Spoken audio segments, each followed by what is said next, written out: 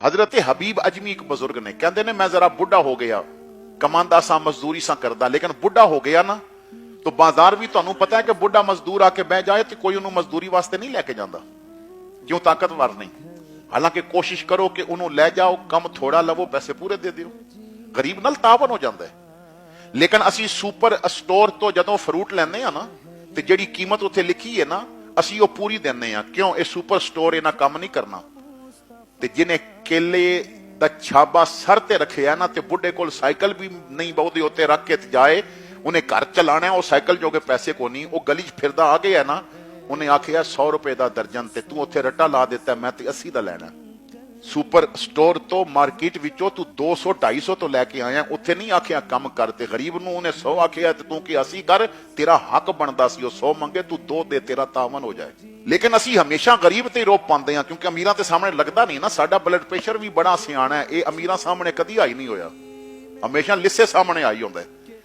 गालियां कढ़ने क्यों blood pressure I है कदी चौधरी या मलक नूं भी कढ़ना एमपीए नूं भी कढ़ वजीर नूं भी कढ़ बड़ा तेरा ब्लड प्रेशर सियाना है हमेशा लिस्से सामने आई होंदा है अमीर सामने और डाडे सामने कदी आई ही नहीं होया। अपनी कमीनगी नूं ना दे दिता है ब्लड प्रेशर दा अपने अंदर दी गलाजत निकालन नूं ना दे दिता है ब्लड प्रेशर दा। एक बुजुर्ग दा मैं जुमला पढ़ रहा सा उस जुमले नूं समझण दी कोशिश करियो मैं अगली जो गल करना चाहना उधर जाना है। वो बुजुर्ग फरमांदे ने दुनिया विच जिंदगी इस तरह गुजार कि तेरे महल्ले विच रहन ते लोग शुक्र करन सबर ना करन। गल समझ आइए तू महल्ले च रह रहे हैं ना ते लोग शुक्र करन के मालिक के बंदा सानू अता दिते सबर ना करन। इतना बुरा बन के ना रवी कि लोग सबर करन इतना चंगा बन के रवी कि लोग शुक्र करन मालिक तू है बंदा साडे महल्ले विच दिता है। जिस तरह पूरी दुनिया शुक्र करती है वो पूरी कायनात दे नबी सन लेकिन आए इत्थे ने। तो हजरात गिरामी फरमाते ने बुढ़ा हो गया बीवी ने आखिया काम करो जाके जिस्म की ताकत जवाब दे गई मैं चौक विच आके बह गया कोई भी मैनू मजदूरी ते रखने वास्ते तैयार नहीं। जब शाम हो गई ना तो बल्कि जोहर दी आजान हुई कहते ने जोहर दी आजान हुई तो मैं मस्जिद चला गया नमाज पढ़ के लोग चले गए तो मैं साफा पटका उतार लिया रुमाल उतार लिया ते सफा साफ कीतियां मस्जिद की सफाई शुरू की तो मैं किया रब्बा तेरे बंदे ते मजदूरी ते नहीं रखदे चल तू ही मजदूरी करा ले।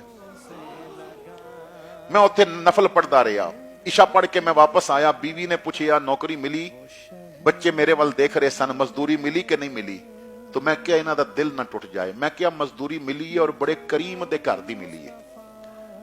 लेकिन अज उन्हें मजदूरी दी नहीं तो मैं मंगिया नहीं करीम बड़ा तो मंगी नहीं दे देवेगा। दूसरे दिन मैं चला गया जोर तक मैं बाजार बैठा रहा कोई भी मैनू ना लैके वेखन लोग बुढ़ा बंदा चले जान मैं फिर मस्जिद आ गया फिर मैं इशा तक इसी तरह मस्जिद की सफाई की सफा बिछा के अंदर रख दी मैं खाली हाथ घर चला गया तो बीवी ने पूछा अज भी नहीं मिली मैं क्या करीम इतना मैनू मंगदियां शर्म आई है जिदे घर की मजदूरी पिया करता है ना वो करीम इतना है मैनू मंगदियां शर्म आई है दे देवेगा। तो सुबह मैं जदों आन लगा तो बीवी कहती है अज अगर मजदूरी दे देवे तो ठीक है नहीं तो जवाब दे आवी किधरे और मजदूरी कर। कहते ने उस दिन फिर मैं बाजार नहीं गया मैं सीधा मस्जिद चला गया सारा दिन मस्जिद बह के रोंदा रहा। वो बीवी कहती है मजदूरी ना लभी तो छोड़ देवी जे तेरा घर छड़िया तो जावांगा किथे कोई ते अपने कोल रखण वास्ते तैयार नहीं जे तेरा भी छड़ दिया तो जावांगा किथे। अल्लाह कोई ऐसा सबब फरमा दे मेरे को तेरे घर का राह ना भुले ऐसा सबब फरमा दे कि मैं तेरे घर ते आंदा जांदा रवां। फरमाते ने फिर मैं इशा पढ़ के मस्जिद ही बैठा रहा जो बच्चे सो जान ते देर नाल घर जावांगा। काफी देर हो गई मैं घर दे दरवाजे ते पहुंचिया दस्तक दी तो मेरी बीवी ने आके दरवाजा खोलिया तो मैं जदों बीवी का चेहरा देखिया तो बीवी बड़ी खुश सी तो कहती है किथे रह गए सो मैं खाना पका के इंतजार कर रही सा मैं क्या खाना किथों आया तो कहती है मेरे नाल ते आओ अंदर किचन विच लै गई तो राशन दियां बोरियां पईयां सन ढेर लगे सन कमरे च लै गई मैनू उन्हें कुछ कपड़े दिखाए कुछ पैसे दिखाए ऐसे थैलियां दिखाइयां जिदे च दीनार सोने दे सिक्के सन मैं क्या ही किथों आया। उन्हें कहा असर तो बाद दरवाजे ते दस्तक हुई सी मैं पता कीता तो आवाज आई तेरा खामन जिथे मजदूरी करदा है ना उस करीम ने भेजिया कुछ सामान अंदर रखना। जरा पर्दे च हो जाओ। मैं पर्दे च हो गई, उन्होंने किचन भी सामान नाल भर दिता है और ये पैसे ते कपड़े भी दे गए, तेरे कपड़े, मेरे कपड़े, बच्चियां दे कपड़े दे गए। ते जान लगे सिर्फ इतना कह गया है, भैन अपने खामद नूं आखी, ओ करीम कहंदा है मैनू मजदूरी देने देर हो गई है, मेरे घर दा काम छड्डे नहीं, आंदा रिज़्क पहुंचण विच देर नहीं होगी। उस मालिक ने खुद जिम्मा लिया।